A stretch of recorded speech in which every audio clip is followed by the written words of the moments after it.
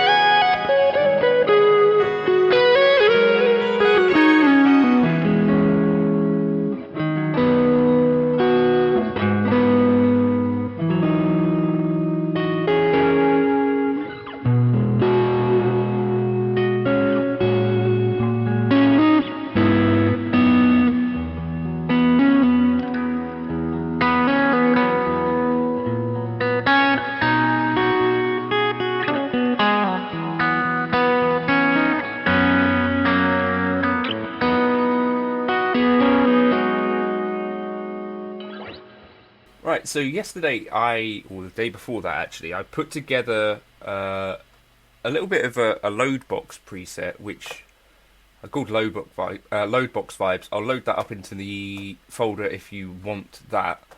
But that is essentially just these three blocks here: cab, delay, dynamic ambience, which we'll talk about a little bit here, and glitz. So the glitz and delay are my normal kind of settings for that, which you see me use fairly often. You might want to tinker with those a bit, but kind of reverb, decay at 5.1, pre-delay at 1, low cut off, high cut at 15.5, mix at 22, which might be a bit high for, I wouldn't use it that high if I was playing live or whatever.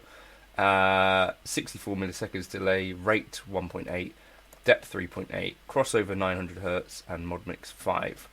Okay, and then the dual delay, this is like my stereo sort of thing, 375, 500, 71, 62, and the mix at 23 again, a little bit high for live use, but in home use it's fine. And then your modulation off. Yeah, those two definitely experiment with taking them off if you want. But that's kind of my go-to lead, delay and reverb settings. I kind of dig those.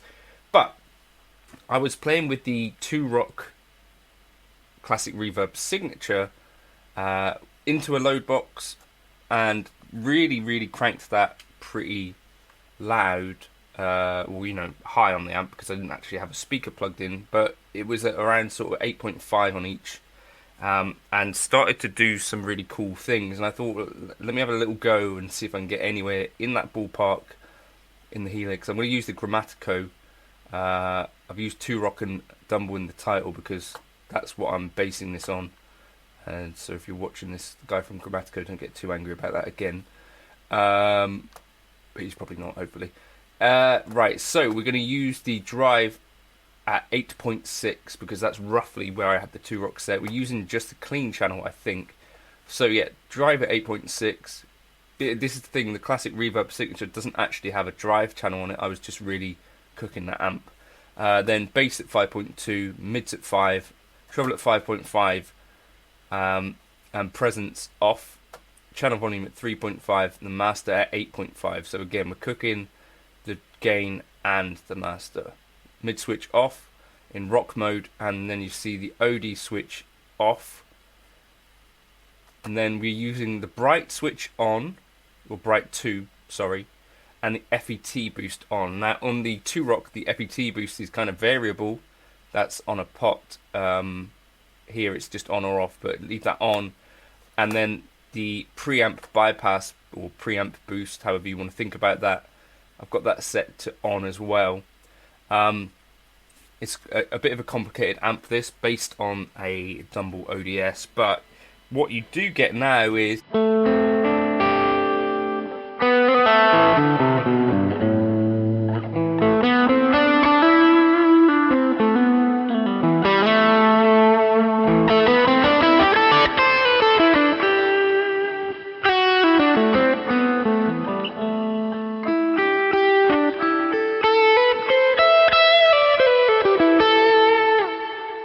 super touch responsive. Really is either going to be kind of pretty clean,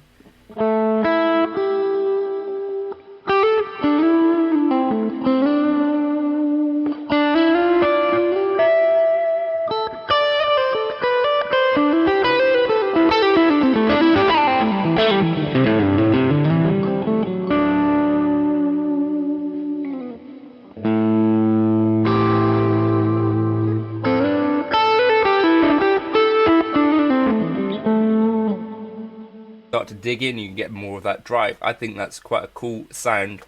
Bright switches you can mess around with.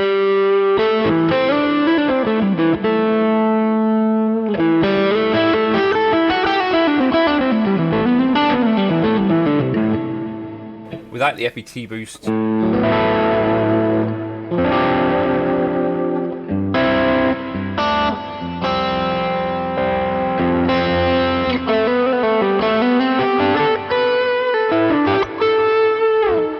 Kind of different, and then PAB.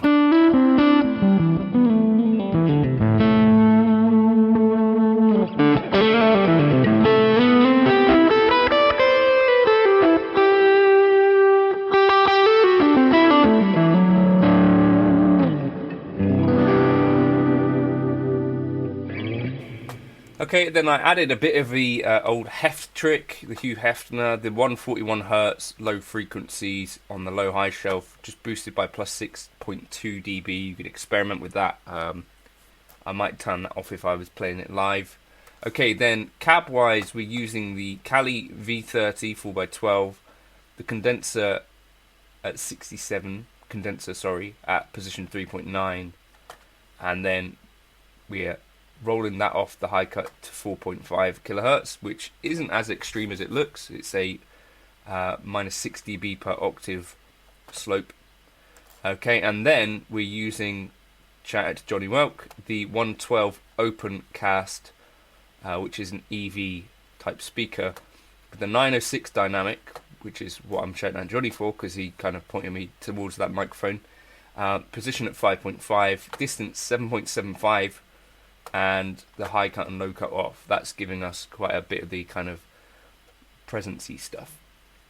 The split here, I've got all panned up the center still. Okay, and then I guess this is the last part of the puzzle. It's a bit of that room sound. I think JB Eckel might be one of the guys that I've seen talk about this. But this is essentially like a room mic type reverb. So I've got it in stereo here after the delays, but before the reverb. You experiment with changing that order around. 10 meter size, pre-delay at 5, damping at 5, diffusion at 71, shape even, and the mix at 36% there. You see that's quite high. Experiment with that, but I think it adds a bit of dimension. Let me just turn off everything but that, I guess.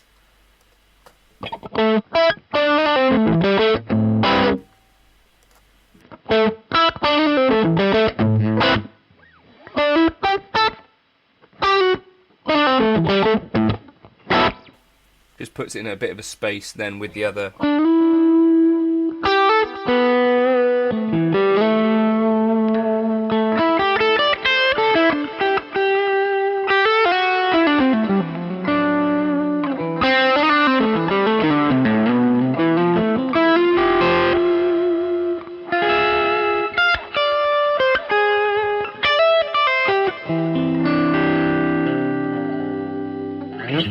But yeah, give that a little bit of a whirl. I think that's a really, for me, touch responsive kind of exactly what I'd be looking for. I'm gonna actually get rid of both of them. Export. Yeah, it might take pedals quite nicely as well. I'm not sure. If you wanted some extra gain, what could we chuck up in front? Diana Drive might be a good idea. It's going to be quite a lot of gain already, so we'll probably just try and keep things relatively.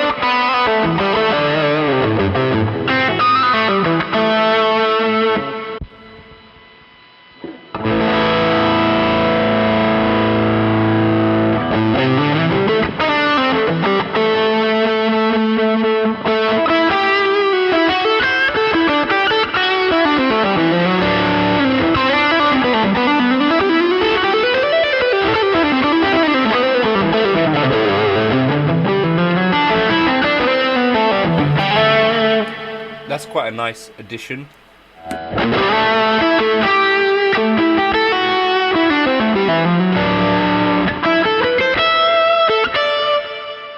Other things that I might do, consider adding like a red squeeze instead and use that kind of like my drive.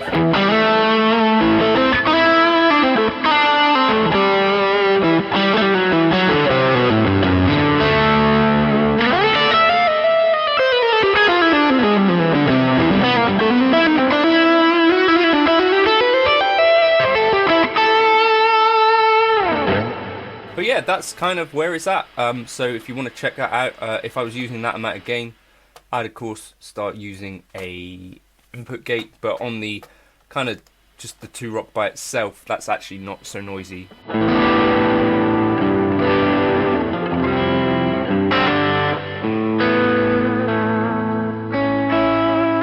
Might pair really nicely with the Bassman as well. I'll catch you in another video soon. Jump up into the Gumroad folder if you want to check that preset out, and thank you for stopping by. Cheers.